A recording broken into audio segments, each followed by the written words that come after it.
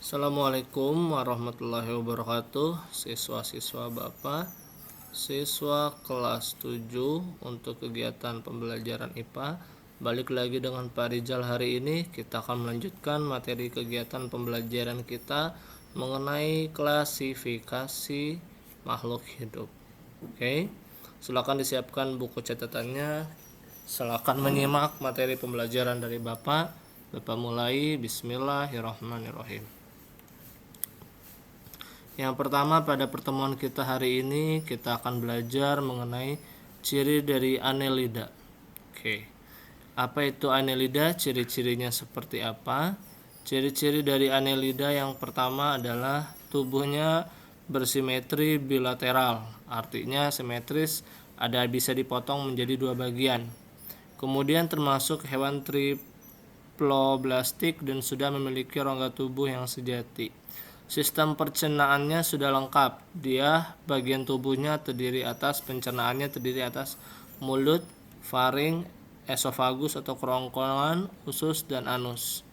Sistem sarafnya adalah saraf tangga tali. Alat ekskresinya dinamakan nefridium. Sistem peredaran darahnya tertutup karena sudah memiliki pembuluh darah. Pernapasan berlangsung secara difusi melalui permukaan kulit atau permukaan tubuh. Dia bernapas melalui kulit. Kemudian Annelida merupakan hewan hermafrodit dan memiliki klitelum sebagai alat kopulasinya. Habitatnya adalah ada di air tawar, air laut dan juga darat. Sebagian Annelida ada yang merupakan parasit pada organisme lain. Kita perhatikan gambar di samping ini. Ini adalah contoh dari Annelida, yaitu berupa lintah. Ya, contoh dari Annelida adalah lintah dan dia menghisap darah hewan atau makhluk hidup lainnya untuk mendapatkan sumber makanannya. Berikutnya adalah kita akan mempelajari mengenai kelompok-kelompok hewan yang tubuhnya lunak atau moluska. Oke, kita lihat di sini kelompok-kelompok hewan mana saja yang termasuk ke dalam moluska atau hewan bertubuh lunak. Yang pertama ada yang namanya kerang dara. Ini kerang dara. Lalu yang berikutnya ada juga yang namanya kerang hijau. Kemudian ada juga cumi-cumi. Lalu ada juga gurita. Ada juga sotong. Kemudian ada juga masuk ke dalam golongan hewan bertubuh lunak adalah kerang mutiara. Lalu ada juga siput. Oke, kita masuk lagi ke materi berikutnya setelah hewan-hewan yang bertubuh lunak atau moluska, yaitu kelompok hewan yang termasuk ke dalam filum Arthropoda. Filum Arthropoda itu terbagi menjadi 4 kelas. Ada kelas Araconida, kemudian ada kelas Myriapoda, yang ketiga ada kelas Crustacea, dan yang keempat adalah kelas Insecta. Contoh dari filum Arthropoda pada kelas Aranoida adalah kalajengking. Kemudian dari kelas Myriapoda adalah kaki seribu.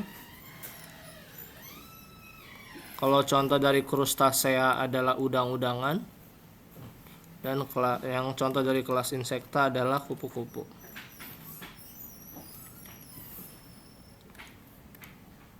Berikutnya adalah kita mempelajari mengenai ciri hewan amfibi. Di sini cirinya dikatakan adalah jantungnya terdiri dari 3 buah ruang, yaitu terdiri atas 2 buah serambi dan 1 buah bilik. Contoh hewannya adalah katak. Kita perhatikan ini adalah gambar dari penampang jantungnya amfibi. Dia terdiri dari 2 buah serambi, yaitu serambi kanan dan serambi kiri, dan 1 buah bilik yang menghantarkan udaranya menuju ke seluruh tubuh.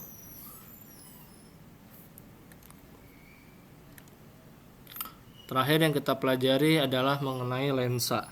mengenai mikroskop. Bagian-bagian mikroskop. Mikroskop itu adalah alat bantu untuk melihat benda sangat kecil yang ukurannya mikroskopis.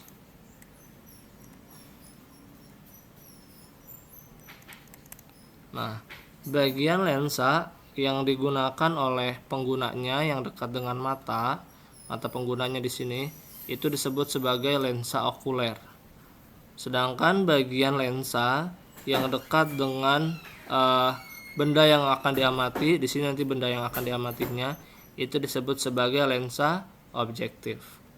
Kemudian bagian-bagian lain dari mikroskop ada yang namanya tabung, ada namanya revolver, ada makrometernya, ada mikrometer, ada penjepit kaca untuk meletakkan benda yang akan dilihat, ada lengan, ada sendi inklinasi, ada bagian kakinya, reflektor, ada diafragma, kondensor, dan meja kerjanya.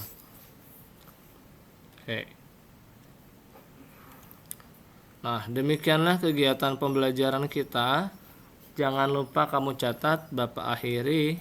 Assalamualaikum warahmatullahi wabarakatuh.